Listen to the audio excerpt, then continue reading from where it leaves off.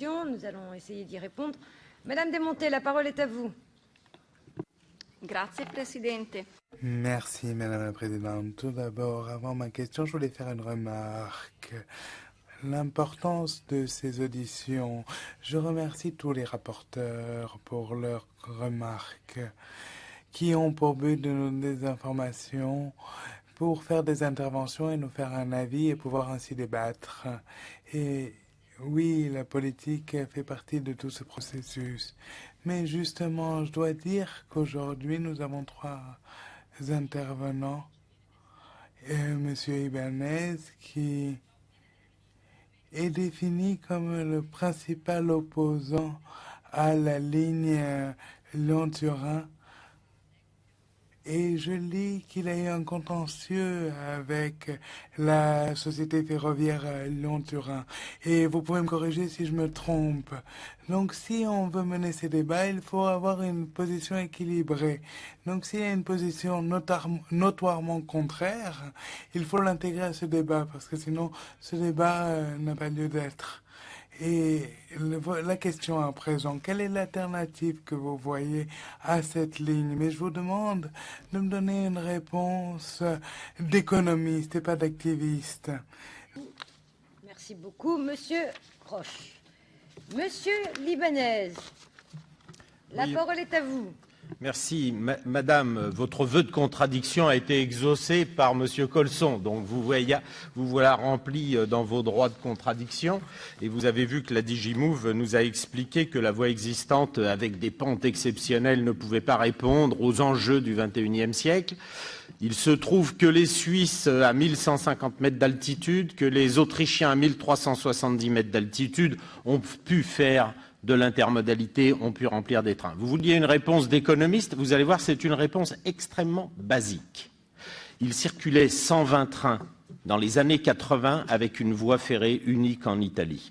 Il n'en circule plus que 20 par jour, 100 trains de moins.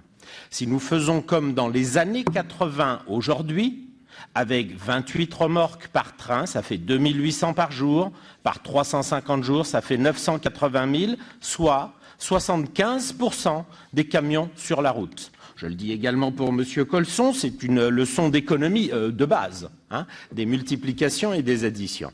Et donc, je vous dis simplement une chose, madame. Vos amis politiques ont rédigé des traités entre la France et l'Italie.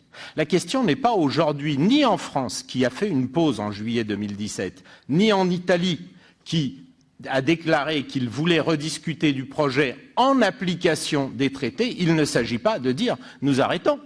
Il s'agit de dire « nous appliquons les traités que vos amis ont rédigés ». Alors, que disent ces traités? Ils disent « la France s'engage à payer 5 milliards de plus dans les infrastructures françaises que les Italiens ». Et donc, c'est pour ça que les Italiens payent plus. Maintenant, si les Italiens veulent payer plus dans le tunnel transfrontalier, sans avoir de contrepartie de la partie française, libre à vous, il faut l'expliquer à vos électeurs. Mais tout ça est finalement de l'économie assez simple. Quant aux activistes, puisque vous m'avez dénommé ainsi, je vous indique, si vous me le permettez, que ce sont tous les services centraux français, toute l'administration française, Conseil général des ponts et chaussées, Inspection générale des finances, Conseil général des ponts et chaussées, je l'ai dit, la direction du Trésor, la Cour des comptes et le Conseil d'orientation pour les infrastructures en 2018, qui ont dit que ce projet était économiquement défavorable. Madame, vous avez le droit de pouvoir continuer, mais les économistes, ce ne sont pas des activistes, ce sont les administrations françaises centrales. Ce qui est étonnant, c'est que depuis 20 ans, tous ces renseignements, toutes ces conclusions ont été ignorées, à la fois par la communauté européenne et à la fois par les gouvernements passés. Ça n'est plus le cas et c'est une bonne chose. Il faut qu'avec le gouvernement en place, avec la ministre des Transports en place en France, avec celui qui vient d'être désigné en Italie, il y ait une vraie discussion. Et oui, la ligne existante est capable de sortir 1 million de camions, c'est-à-dire 75% du trafic routier, comme le demandait M. Kramer tout à l'heure.